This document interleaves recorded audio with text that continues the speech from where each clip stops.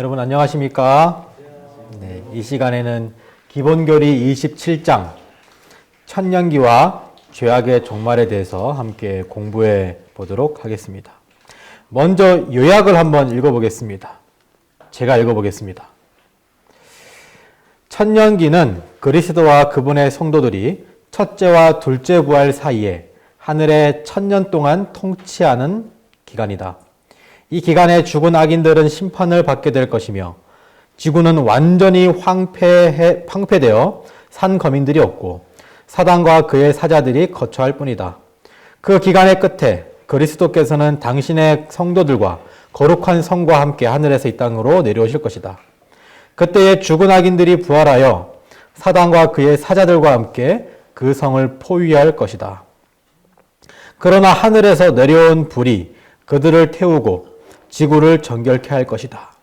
이리하여 우주는 죄와 죄인들에게서 영원히 해방될 것이다. 이 내용 다 이해하십니까? 다 이해한다면 더 이상 제가 할 말은 없습니다. 이 자리에서 끝내도 됩니다. 다 이해하시나요? 이해 못하시는 것 같으니 제가 자세히 설명해 드리겠습니다.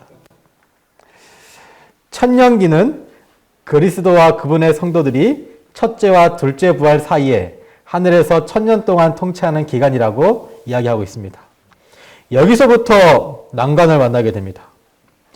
천년기는 첫째 부활과 둘째 부활 사이를 이야기하는데 첫째 부활은 뭐고 둘째 부활은 또 무엇인가?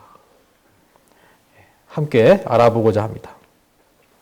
천년기가 시작될 때에 있을 사건들을 기본교리에서는 6가지로 정의하며 요약을 하고 있습니다.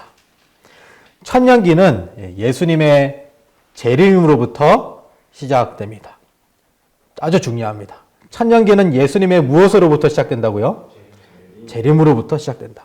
지금 천년기가 시작됐습니까? 시작 안 됐습니까? 안 됐습니다. 예수님의 재림으로부터 천년기는 시작이 됩니다. 예수님께서 재림하실 때에 첫째 부활이 있게 됩니다. 요한계시록 20장 6절. 이 첫째 부활에 참여하는 자들은 복이 있고 거룩하도다. 첫째 부활 좋은 겁니까? 안 좋은 겁니까? 좋은 거죠. 네. 둘째 사망이 그들을 다스리는 권세가 없고 도리어 그들이 하나님과 제사장이 되어 1000년 동안 그리스도로 더불어 왕노릇하리라. 예수님께서 재림하실 때에 첫째 부활이 있게 됩니다. 첫째 부활에서는 잠들었던 의인들이 부활합니다. 지구 역사상 많은 사람들이 잠들었죠. 죽었죠. 그 중에서 의인들이 부활합니다. 하나님을 믿었거나 개인의 양심에 따라 부끄럽지 않은 삶을 산 사람들이 부활을 합니다. 그 다음 죽은 의인들이 부활한 후 그들과 살아서 예수님의 재림을 맞이한 의인들은 함께 공중에서 예수님을 영접하기 위해 하늘로 끌어올려집니다. 데살로니가전서 4장 16, 17절. 주께서 호령과 천사장의 소리와 하나님의 나팔로 친히 하늘로 쫓아 강림하시리니 그리스도 안에서 죽은 자들이 먼저 일어나고 그 후에 우리 살아남은 자도 저희와 함께 구름 속으로 끌어올려 공중에서 주를 영접하게 하시리니 그리하여 우리가 항상 주와 함께 있으리라. 성경에서 아주 쉽고 자세하게 설명을 하고 있죠. 그리스도 안에 죽은 자들이 먼저 일어나고 그 후에 살아서 하나님을 맞은 의인들이 함께 뭉쳐서 함께 구름 속으로 끌어올려 공중에서 예수님을 영접하게 된다고 하는 것입니다. 그 다음 죽은 의인들이 부활하게 됩니다. 죽은 의인들이 부활한 후, 죄송합니다. 살아서 예수님을 재림을 맞이한 악인들이 죽임을 당하게 됩니다. 회심의 기회가 있었지만 예수님의 재림의 징조가 있었지만 끝까지 예수님의 음성을 거절하고 사단을 따른 자들이었습니다. 하나님께서 끝까지 포기하지 않으시고 고면했지만 그들은 기어코 끝까지 예수님의 부르심에 응답하지 않은 악인들, 사단을 따르는 자들이 이 땅에서 죽임을 당하게 됩니다. 의인들이 주님과 함께 지내기 위해 하늘로 승천하고 악인들이 죽임을 당하고 나면은 지구는 한동안 거민들이 없이 지내게 됩니다. 우리 전 시간에 대속죄 1을 공부하면서 염소 2마리를 우리가 공부했었죠. 염소 2마리 기억합니까? 한 마리는 하나님을 위한 염소, 한 마리는 아사셀이라고 하는 누구를 상징하는 염소? 사단을 상징하는 염소. 근데 그 사단을 상징하는 염소가 어디로 쫓겨납니까? 광야. 광야로 쫓겨나게 되는데 그 광야에서 쫓겨나는 그것이 사단이 지구에 결박되는 것을 의미한다라고 배웠었죠. 천년기가 시작될 때에 사단이 황폐된 지구에 결박이 됩니다. 이것도 그냥 뭐 우리가 상상하는 것이 아니라 성경에 확실하게 적혀 있습니다. 용을 잡으니 곧 옛 뱀이요 마귀요 사단이라. 1000년 동안 결박하여 무정에게 던져 잠그고 그 위에 임봉하여 1000년이 차도록 다시는 만국을 미혹하지 못하게 하였다가 그 후에는 반드시 잠깐 놓이리라. 이 6가지가 천년기가 시작될 때 예수님의 재림의 때에 있을 사건들입니다. 그러면 천년기 동안에는 어떤 사건들이 일어날까 한번 보겠습니다. 그리스도께서 구속받은 자들과 함께 하늘에 계십니다. 성도들은 그리스도와 함께 다스립니다. 악인들에 대한 심판이 있고 사단은 그 심판의 시간 어디에 있습니까? 광야, 지구, 무저갱에 있죠. 또 내가 보자들을 보니 거기 앉은 자들이 있어 심판하는 권세를 받았더라. 또 내가 보니 예수의 증거와 하나님의 말씀에 인하여 목배임을 받은 자의 영혼들과 또 짐승과 그의 우상들에게 경배하지도 아니하고 이마와 손에 그의 표를 받지 아니한 자들이 살아서 그리스도로 더불어 몇 년 동안 왕노릇하리니? 1000년 동안 왕노릇하리니. 이것이 천년기입니다. 우리가 1000년 동안 그리스도와 더불어 심판을 하는 시간이 있습니다. 이 심판이라는 것은 우리가 선고를 내리는 것이 아닙니다. 선고는 누가 내릴까요? 예수 그리스도께서 내리십니다. 우리는 심판을 내리는 것이 아니라 예수님께서 내리신 심판이 얼마나 공의로운지 하나하나 확인하는 시간을 가집니다. 예를 들어 봅시다. 예를 들어서 나의 사랑하는 아들이 와본이 없는 거예요, 하늘나라에. 우리가 생각할 때 나의 사랑하는 사람이 하늘나라 없으면 거기가 하늘나라입니까? 하늘나라가 아닙니까? 아니죠. 너무 고통스러울 것 같아요. 그 의문점이 풀려야 되죠. 왜 오지 못했는가? 내 주변 사람들은 왜 오지 못했는가? 왜 이 사람은 오고 왜 이 사람은 오지 못했는가? 그것들을 하나씩 확인하면서 검증하는 시간을 1000년 동안 가진다고 하는 것입니다. 천년기 동안에 사단은 심히 고통을 받을 것입니다. 그의 부하들과 함께 황폐한 지구에 갇혀 있으면서 하나님과 그분의 율법에 대한 반역의 결과들을 살펴보도록 강요를 당합니다. 사단도 1000년 동안 결박되어 있으면서 자신이 잘못한 것들을 하나하나씩 다 뭐 하는 겁니까? 자기가 확인하는 시간을 가지는 겁니다. 예수님께서는 사단에게도 어떻게 해요? 사단이 합당할 만한 증거들을 다 보여주신다고 하는 것입니다. 그리고 천년기가 끝나게 되면 어떠한 일이 있을까요?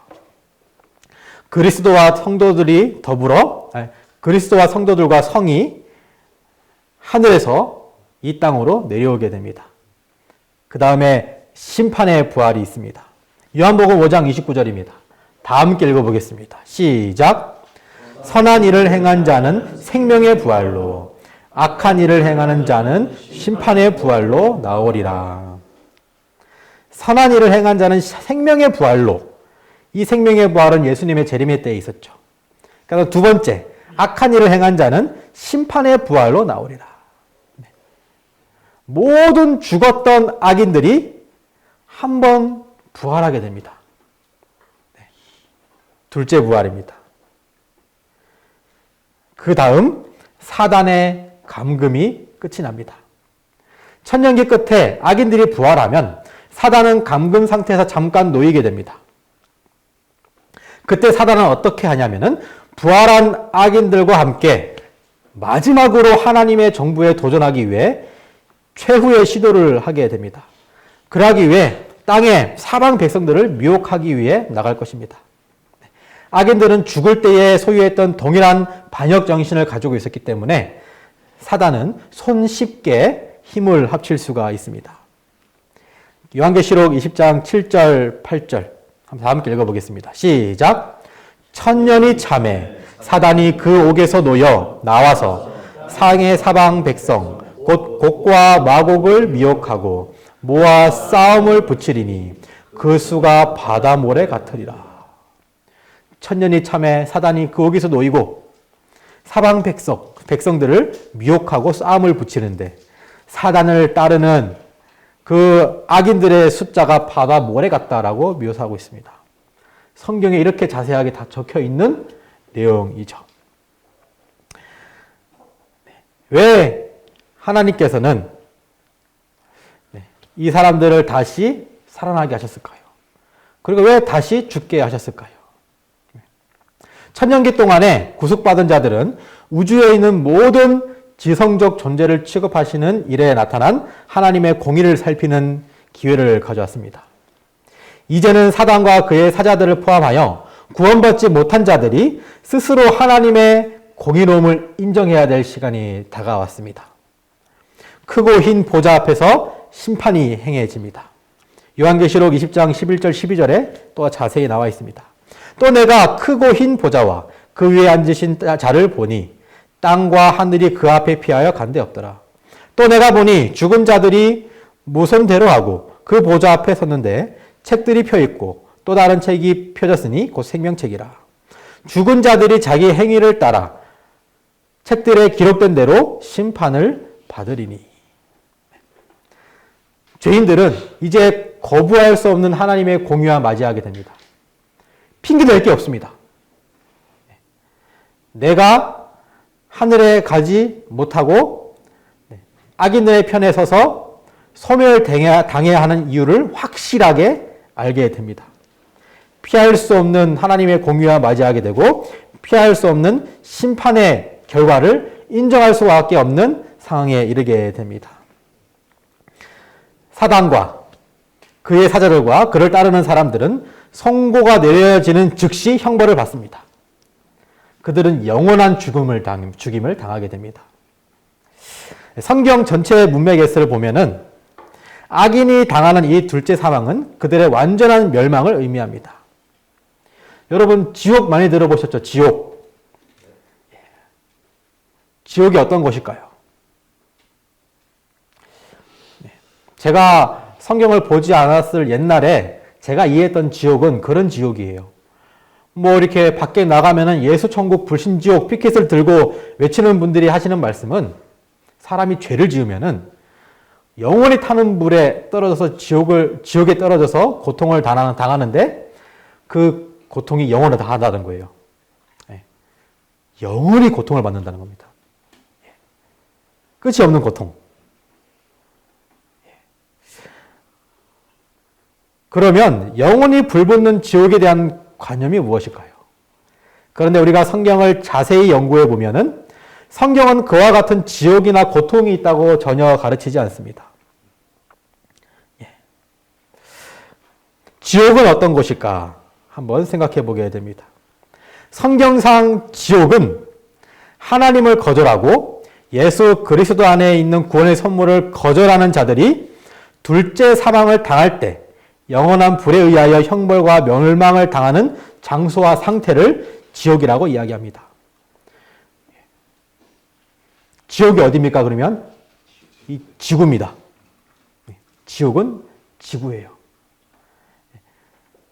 흰 보좌에서 심판에 내려줄 때 그 심판으로 인해 불로 소멸되는 장소, 그것이 지옥이고 그곳이 바로 지구라고 하는 것이죠.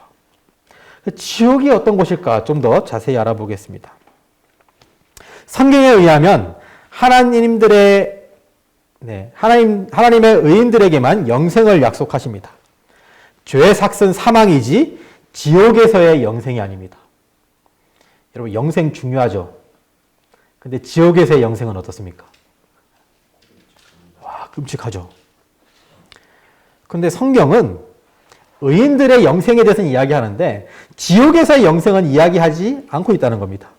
로마서 6장 23절은 죄의 삭은 사망이다라고 이야기합니다. 그리고 그리스도 예수 주 안에 있는 것은 영생이다라고 이야기합니다. 죄의 삭이 사망의 영생이다. 죄의 삭은 영생에서 지옥이다. 이런 말을 하고 있지 않다는 겁니다. 이 영원한 형벌에서 영원한이라는 말은 헬라어 원어로 아이오니오스를 번역한 것입니다. 이 표현은 상대적으로 사용되어 왔습니다. 하나님에게는 물론이요, 인간에게도 표현되어 왔습니다. 이 아이오니오스는 그것이 수식하는 대상에 따라 내용이 달라집니다. 유다서 1장 7절을 다 함께 읽어보겠습니다. 시작. 소돔과 고모라와 그 이웃 도시들도 저희와 같은 모양으로 간음을 행하며 다른 색을 따라 가다가 영원한 불의 형벌을 받음으로 거울이 되었느니라. 소돔과 고모라 사람들이 영원한 불의 형벌을 받았습니다. 그럼 지금 소돔과 고모라가 타고 있습니까? 그런 말 들어보신 적 있습니까? 지금 소돔과 고모라가 타고 있어야 되는 거 아닙니까? 영원한 불의 형벌을 받았으면. 그러나 이 도시들은 오늘날 계속해서 불타고 있지 않습니다. 마태복음 3장 10절입니다. 알곡은 모아 곡간에 들이고 쭉정이는 꺼지지 않는 불에 태우시리라. 그리스도께서는 악인들을 영원한 불에 들어가게 하실 때에 악인들을 태울 불은 꺼지지 않을 것입니다. 그러나 탈 것이 더 이상 남아있지 않을 때 그 불은 꺼질 겁니다. 그리스도께서 영원한 형벌에 대해 말씀하셨을 때에 영원히 계속되는 형벌의 의미로 말씀하지 않으셨습니다. 그것이 다 탈 때까지 태우는 불을 의미하는 것이 영원한 불이라고 하는 것이죠. 제가 기본결에 있는 내용을 잠시 읽어드리겠습니다. 성경이 영원한 속죄, 영원한 심판에 관하여 이야기할 때에 그것은 끝없는 속죄와 심판의 과정이 영원히 계속된다는 것이 아니고 속죄와 심판의 결과가 영원하다는 뜻이다. 마찬가지로 영원한 형벌에 관하여 말할 때도 그 형벌의 과정이 영원한 것이 아니라 결과가 영원한 것을 의미한다. 악인들이 당하는 죽음은 최종적이요 영원할 것이다. 제가 전 시간에 이야기했습니다. 감옥에 갔다 오면 빨간 줄이 끄인다. 근데 회개한 죄인들은 그것이 다 도말됩니다. 그런데 이 죄인들은 심판의 결과가 영원하다는 겁니다. 빨간 줄이 영원하다는 겁니다. 그들이 받은 심판이 영원하다는 것입니다. 죄에 대한 최종적 벌은 영원한 죽음이다. 하나님께서 제공하시는 구원을 거절하는 모든 자들은 그들의 죄의 결과로 영원히 죽을 것이다. 우리가 이렇게 살다 보면은 생활사범이라고 불리는 사람들이 있습니다. 생활고로 인하여 범죄에 노출되게 되고 살기 위해서 범죄를 저지른 사람이 있다고 생각해 봅시다. 그리고 고의적으로 사람을 죽인 살인범이 있습니다. 우리나라 헌법은 이 둘을 같은 죄를 지었다고 판단을 할까요? 아닙니다. 생활사범은 특별 사면을 받기도 합니다. 살인범은 가중한 형벌에 처하죠. 만약 우리가 세상 사람들이 이야기하는 그 지옥이 있다면은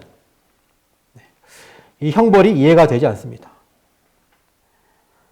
사람을 수백 명 죽인 사람과 그냥 작은 죄를 지은 사람이 함께 영원한 지옥에 들어간다면은 그것이 상식적으로 납득이 되시나요?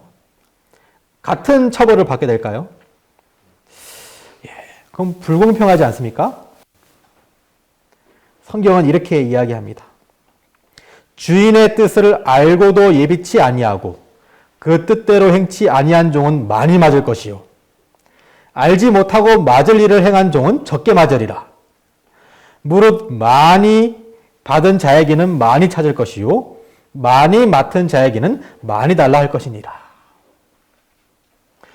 알고도 죄를 많이 지은 사람들은 더 많이 맞고, 알지 못하고 맞을 일을 행한 종은 적게 맞는다. 형벌의 차이가 있다는 것입니다. 심판의 그 결과에 따라 차이가 있다고 하는 것이죠. 죄가 크면 고통도 큽니다. 의심할 여지가 없이 하나님을 가장 많이 반역한 자들은 그렇지 않은 자들보다 더 크게 더 길게 고난을 받을 것입니다.